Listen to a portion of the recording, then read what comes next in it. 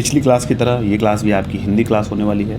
और जैसा कि हम लगातार जो है सारे सेशन हिंदी के करते आए हैं, तो कुछ सेशन जो बच गए हैं आपके वो समाप्त होने वाले हैं। मुझे लगता है कि 2 दिन में या 3 दिन में आपके सारे सेशन जो हिंदी के वो समाप्त हो जाएंगे। जितने भी 2022 और 23 में प्रीवियस ईयर थे आपके वो हिंदी के समाप्त हो जाएंगे। तो मेरे हिसाब से इनफ क्वेश्चन हो जाएंगे आपके पास। तो चलिए अब शुरुआत करते हैं अपने 27 जनवरी के क्वेश्चंस की, हिंदी के सारे क्वेश्चंस की जो सीटेट द्वारा पूछे गए थे। तो देखिए उसमें जो गद्यांश है उसको मैं पढ़ूंगा, फिर उसके बाद उस पर आधारित प्रश्न करने का प्रयास करूंगा। तो उससे पहले आप जो भी नए हो चैनल पे या पहली बार विजिट किए हों वो चैनल को जरूर सब्सक्राइब करें, साथ ही बेल आइकन प्रेस करेंगे। और क्लास अगर अच्छा लगे तो प्लीज़ क्लास को लाइक करिएगा और क्लास के लास्ट तक बिल्कुल बने रहिए, क्योंकि सारे क्वेश्चन जो हैं आपके इंपॉर्टेंट हैं, तो बिल्कुल स्किप करने का प्रयास न करिएगा। तो देखिए गद्यांश दिया है कि बचपन के पहले 2 साल तक बच्चे भाषा को केवल सुनते और बोलते हैं। उनके जीवन में किताब की कोई कल्पना तक नहीं होती। फिर धीरे धीरे किताबें उनके जीवन में आती हैं। हम किताब किसे कहेंगे? जब कुछ ऐसे पन्नों को एकत्र किया जाता है जिन पर कुछ लिखा हुआ या छपा हुआ होता है, किताब बन जाती है। बहुत पहले भारत और उसके आसपास के देशों में ताड़ के पत्तों पर लिखा जाता था या चित्र बनाए जाते थे। फिर उन पत्तों को इकट्ठा करते थे और उन्हें धागों से बांधा जाता था। इन ताड़ पत्तों पर केवल ऐसे लोग लिखते थे जिनकी लिखाई सुंदर होती थी और जो सुंदर चित्र बना पाते थे। जर्मनी में छपाई की मशीन का आविष्कार हुआ, जिसके कारण किताबें मशीन से छपने लगी। मशीन से छपने का फ़ायदा यह था कि किताबों की बहुत सी प्रतियां एक साथ छप सकती थी, पर नुकसान यह था कि किताबें एक जैसी दिखाई देती थीं। मशीन से छपाई के बाद लिखने वाले की वह छाप किताबों से गायब हो गई। तो ये रहा आपका गद्यांश, और इस गद्यांश आधारित हम प्रश्न को अब देखते हैं। तो पहला प्रश्न है, और ये ध्यान देंगे जो भी गद्यांश अगर पढ़ लेंगे एक बार तो आपके ये 15 क्वेश्चन गद्यांश और काव्यांश पे जो आधारित है आप बहुत आराम से कर लेंगे, और 2 मिनट लगेगा, ऐसा नहीं लगेगा। तो 2 मिनट में सारे क्वेश्चन आप कर लेंगे। तो पहला क्वेश्चन है कि मशीन से किताब छपने का क्या फ़ायदा हुआ। तो आप सभी जानते हैं कि पुस्तकों की बहुत सारी प्रतियाँ एक साथ जो है छपने लगी। ये फ़ायदा इन लोग को प्रमुख रूप से गद्यांश में बताया गया है। दूसरे की बात करेंगे तो दिया है कि गद्यांश के अनुसार छपाई की मशीन का आविष्कार सबसे पहले कहाँ हुआ। तो आप भी अभी पढ़े हैं, जर्मनी में हुआ है। कहाँ है? जर्मनी में हुआ है। अब बात करेंगे हम तीसरे क्वेश्चन की, जो दिया है कि गद्यांश के अनुसार पहले 2 वर्ष तक बच्चे भाषा के किस रूप से परिचित हो पाते हैं। तो देखिए आप भी, इसमें दिया है कि भाषा के मुद्रित रूप से, भाषा के श्रव्य रूप से, भाषा के लिखित रूप से, भाषा की चित्रात्मक रूप से। तो साफ साफ दिया था कि बच्चे जो हैं 2 साल तक बच्चे भाषा केवल सुनते और बोलते हैं। क्या करते हैं? सुनते और बोलते हैं। तो इसमें श्रव्य रूप से हो जाएगा। क्या हो जाएगा? भाषा के श्रव्य रूप से। अब बात करेंगे चौथे क्वेश्चन की, जो दिया है छपाई के आविष्कार से पहले लिखाई किस पर की जाती थी। तो ताड़ के पत्तों पर की जाती थी। किस पर की जाती थी? ताड़ के पत्तों पर की जाती थी। अब देखिए जब का आप क्लियर रहेगा आपका गद्यांश तो एकदम नो डाउट कोई क्वेश्चन आप रुकेंगे नहीं। ताड़ पत्तों पर किन लोगों से लिखवाया जाता था? तो जिन लोगों की लिखाई सुंदर होती थी। क्या होता था? जिन लोगों की लिखाई सुंदर होती थी वही उस पर लिखते थे। छठवें की बात करें, आविष्कार का क्या अर्थ है। तो आविष्कार आप भी जानते हैं, आविष्कार का मतलब होता है खोज। क्या होता है? आविष्कार का मतलब खोज। क्या हो जाएगा?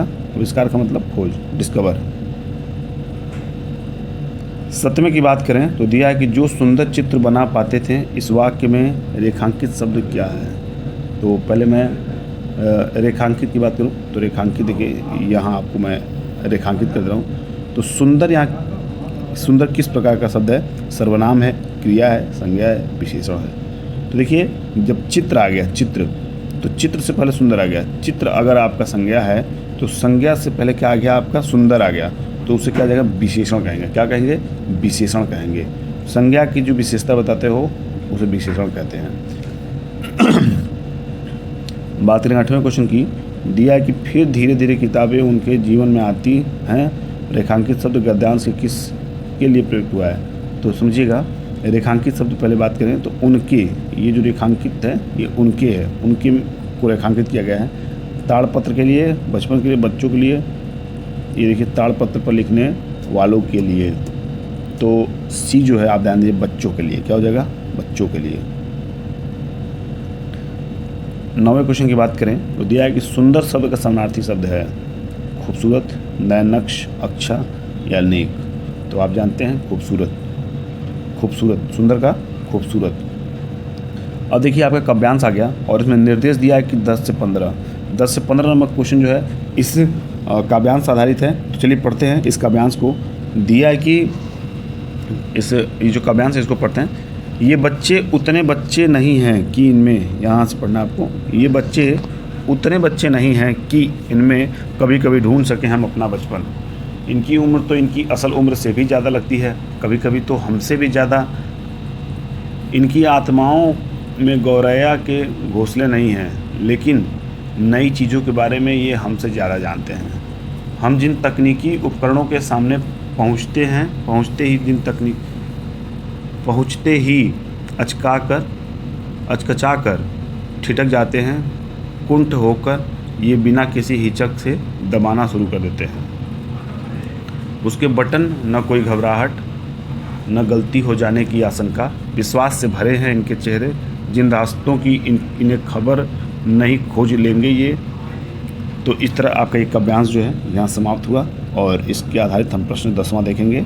10वां दिया है कि इनकी आत्माओं में गौरैया के घोंसले नहीं हैं, वाक्य से अभिप्राय है। तो देखिए वाक्य से अभिप्राय, अगर थोड़े भी आप इस चीज़ को अंडरस्टैंड कर पा रहे होंगे तो आप बड़े प्रेम से इसको बता पाएंगे। तो ए ऑप्शन आपका है, बच्चों को किसी बात का ज्ञान नहीं है, बच्चों में मासूमियत नहीं रह गई, बच्चे गौरैया का घोंसला नहीं पहचानते हैं, या डी, बच्चे जंगलों में घूमना पसंद नहीं करते हैं। तो बच्चों में मासूमियत जो है वो नहीं रह गई, बच्चों में मासूमियत जो है नहीं रह गई, इस बात का सेंस इससे है। अब बात करेंगे 11वें क्वेश्चन की, जो दिया है कि कवि के अनुसार आज के समय के बच्चों में हम अपना बचपन क्यों नहीं देख सकते। तो ए दिया है कि इनका शारीरिक गठन हमारी पीढ़ी से बिल्कुल भिन्न है। बी है, यह अपने बचपन में झांकने की अनुमति नहीं देते हैं। सी है, ये हमारी पीढ़ी वाले खेल नहीं खेलते हैं। या डी, इनकी भाषा हमसे बिल्कुल भिन्न है। तो मैं बता दूं, ये हमारी पीढ़ी वाले खेल नहीं खेलते हैं, यही जो है हम अपना बचपन इसमें नहीं देख पाने का अर्थ है।